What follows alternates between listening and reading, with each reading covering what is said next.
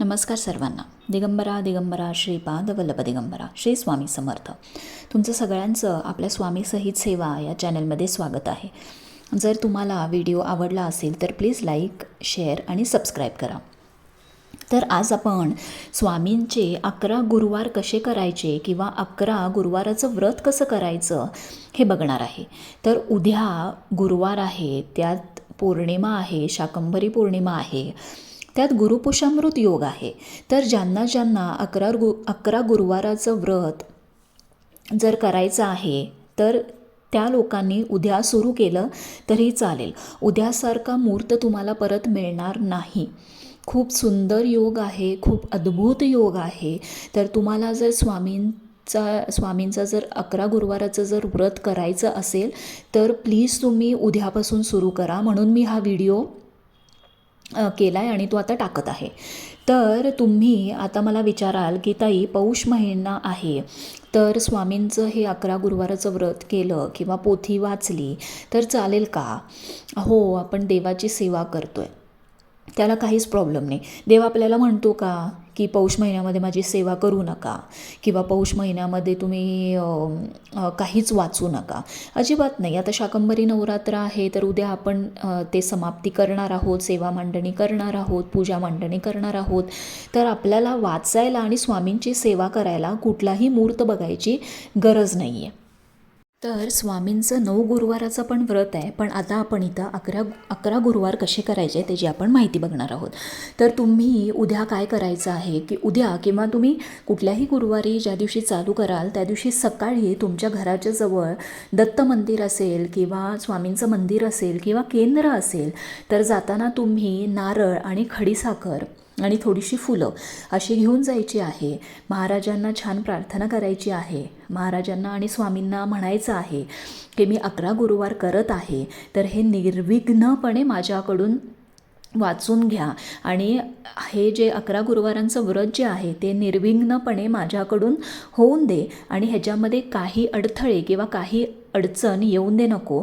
आणि तुमची जी काय मनोकामना आहे, म्हणजे तुम्ही ज्यासाठी हे व्रत करताय, आता समजा मूलबाळ होण्यासाठी किंवा नोकरीसाठी, प्रमोशनसाठी, कशासाठी हे करताय तर ते तुम्ही तिथं स्वामींना सांगायचं आहे की बाबा मला प्रमोशन पाहिजे म्हणून हे 11 गुरुवाराचं व्रत मी करत आहे.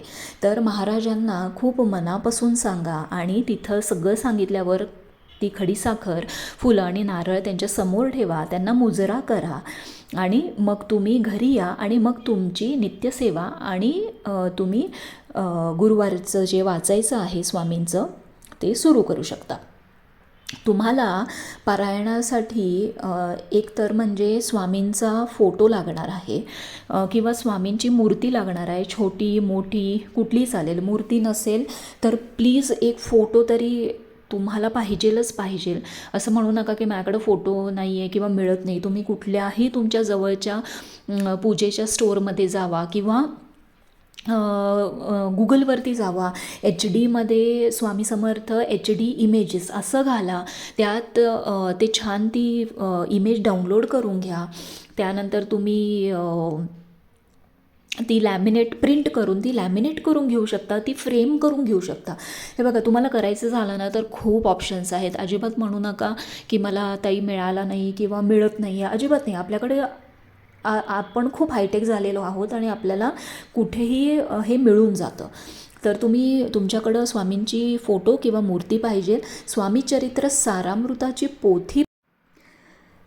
पोथी तुम्हाला लागणार आहे आणि तुम्हाला जपमाळ लागणार आहे. असं म्हणू नका की आता हे सगळं माझ्याकडे नाही आहे. हे जर तुमच्याकडे नसेल तर तुम्ही पुढच्या गुरुवारी पारायणाला सुरुवात करा. हे तुम्ही जवळपास तुमच्याकडे केंद्र असेल किंवा जे आपलं गुरुपीठ ॲप आहे त्याच्यावरती सुद्धा गुरुचरित्र सारामृत तुम्हाला इझिली मिळून जाईल.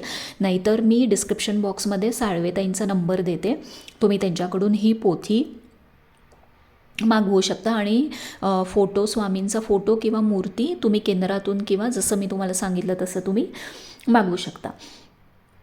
आता तुम्ही मला विचाराल की गुरुवारी उपवास करायचा का? हे बघा, जेव्हा मी 11 गुरुवार जेव्हा केलेले तेव्हा मी गुरुवारी उपवास करत होते. ही प्रत्येकाची इच्छा आहे. मी इथं अजिबात तुम्हाला कंपल्शन करणार नाही. तुम्ही करू पण शकता किंवा तुम्हाला काही प्रॉब्लेम असेल, जसं तुम्हाला गोळ्या असतील किंवा काही हेल्थ प्रॉब्लेम असेल तर प्लीज तुम्ही उपवास करू नका त्या दिवशी. फक्त एकच माझी तुम्हाला विनंती आहे की प्लीज त्या दिवशी कांदा लसूण मात्र वर्ज करा. हे बघा, मला तर खूप चांगला अनुभव आलेला आहे, तो मी नेक्स्ट टाईम नक्की शेअर करेन. आणि असं मला वाटतं कोणच नाही आहे की 11 गुरुवार केले आणि त्यांना अनुभव हा आलेलाच नाही आहे. मी तुम्हाला नक्की सांगते की तुमच्या सगळ्या चांगल्या इच्छा ज्या आहेत त्या नक्की पूर्ण होतील. आपले महाराज खूप दयाळू आहेत. आपल्या महाराजांना काहीच अशक्य असं काहीच नाही आहे. त्यांना फक्त म्हणतात ना की देव हा फक्त भक्ती प्रेम ह्याचाच भुकेला आहे. त्यांना तुमच्याकडं किती पैसा आहे, किती गाड्या आहेत, बंगला आहे, फ्लॅट्स आहेत, त्यांना त्याच्याशी काहीही संबंध नाही आहे. त्यांना फक्त तुम्ही निस्वार्थपणे केलेलं प्रेम आणि मनापासून केलेली भक्ती हेच त्यांना पाहिजेल असतं. तर आता स्वामीचरित्र सारामृताचे तुम्हाला दर गुरुवारी, आता व्यवस्थित ऐका, तुम्हाला दर गुरुवारी स्वामीचरित्र सारामृत ही जी पोथी आहे किंवा हा जो ग्रंथ आहे ते जे 1 ते 21 अध्याय आहेत ते अख्खे तुम्हाला वाचायचे आहेत. 1 ते 21 अध्याय तुम्हाला पूर्ण सगळे अध्याय गुरुवारीच वाचायचे आहेत. लक्षात घ्या, पूर्ण पोथी म्हणजे 1 ते 21 अध्याय तुम्हाला गुरुवारीच वाचायचे आहेत. तुम्ही एका बैठकीत वाचलं तरीही चालेल. मी मोस्टली म्हणेन की एका बैठकीतच वाचा. जर समजा तुम्हाला जमत नसेल, पोरांना सोडून यावं लागत असेल, परत त्यांना घेऊन यावं लागत असेल, तर तुम्ही मग जसं तुम्हाला होईल तसं वाचलं तरी चालेल. शक्यतो एका बैठकीमध्ये वाचण्याचा प्रयत्न करा. ह्याच्यामध्ये तुम्हाला 12 ते 12:30 काही सेवा करायची नाही आहे. ही महाराजांच्या भिक्षेची वेळ असते. आता इथे नित्यसेवेचे 3 अध्याय दररोज आपण वाचतो ते वेगळे आणि गुरुवारी आपण जे 1 ते 21 अध्याय पूर्ण वाचणार आहे ते वेगळे. दोन्ही कंबाईन करू नका. 1 ते 21 अध्याय हे गुरुवारीच वाचायचे आहेत आणि दररोजची जी आपली नित्यसेवा आहे 11 माळी जप आणि 3 अध्याय रोज हे सेपरेट आहेत. तर तुम्हाला 1 ते 21 अध्याय पूर्ण वाचायचे आहेत, 11 माळी जप करायचा आहे आणि 11 वेळा तारक मंत्र म्हणायचा आहे. तर ह्या सेवा तुम्ही करायच्या आहेत, अजिबात चुकवायची नाही. मी परत एकदा सांगते, 11 माळी जप, 11 खेपा तारक मंत्र आणि 1 ते 21 अध्याय सारामृत, स्वामीचरित्र सारामृताची जी अख्खी पोथी आहे ती पूर्ण वाचायची आहे. तर आता कोणी हे करू शकतात की ज्यांना म्हणजे हे व्रत कोणी करू शकतं असं तुम्ही विचाराल. तर ज्यांना नोकरी हवी आहे किंवा नोकरीवर बॉस खूप त्रास देतात किंवा वरची लोक खूप हॅरॅसमेंट करतायत, मेंटल हॅरॅसमेंट करतायत, प्रमोशन होत नाही आहे, खूप वर्ष झालं अटकून बसलं आहे, मूल बाळ तुम्हाला होत नाही आहे, तुमची मेडिकल ट्रीटमेंट चालू आहे, तर तुम्हाला त्याचा चांगला आहे तो परिणाम येत नाही आहे किंवा पॉझिटिव्ह तुमच्या टेस्ट येत नाही आहेत, तर अशा बऱ्याच गोष्टींसाठी तुम्ही करू शकता. तुम्ही तुमच्या मुलांसाठी, म्हणजे ज्या आया आहेत ते आपल्या मुलांसाठीही करू शकतात, कारण मुलं आता वाचू शकत नाहीत. तर आपण जनरली असं करतो की आपल्या मुलांसाठी आपणच करतो, जर ती छोटी असतील तर तुम्ही मुलांसाठी पण करू शकता. किंवा आता समजा तुमच्या बहिणीचं लग्न होत नाही आहे, भावाचं लग्न होत नाही आहे, तुमच्या मुली किंवा मुलाचं लग्न जमत नाही आहे, खूप अडथळे येत आहेत त्याच्यामध्ये, तर तुम्ही 11 गुरुवार हे संकल्प करून करायचं आहे, संकल्पयुक्त करायचं आहे तुम्हाला 11 गुरुवार जे तुम्ही करतायत ते. तर स्वामीचरित्र हा जो ग्रंथ आहे, मी तुम्हाला खरं सांगू का, हा ग्रंथ ना माझ्यासाठी तरी, मी खोटं नाही बोलणार, स्वामींची शपथ, माझ्यासाठी तरी हा एक लाईफ लाईन आहे माझ्यासाठी. म्हणजे जसं आपण म्हणतो ना की आपलं हृदय आहे तोपर्यंत आपण श्वास घेतो, तसं मी जोपर्यंत स्वामीचरित्र सारामृत वाचू शकेन ना, मी तोपर्यंत वाचेन. आणि ते आहे म्हणून मी आहे, स्वामी आहे म्हणून मी आहे, मी असं मानते.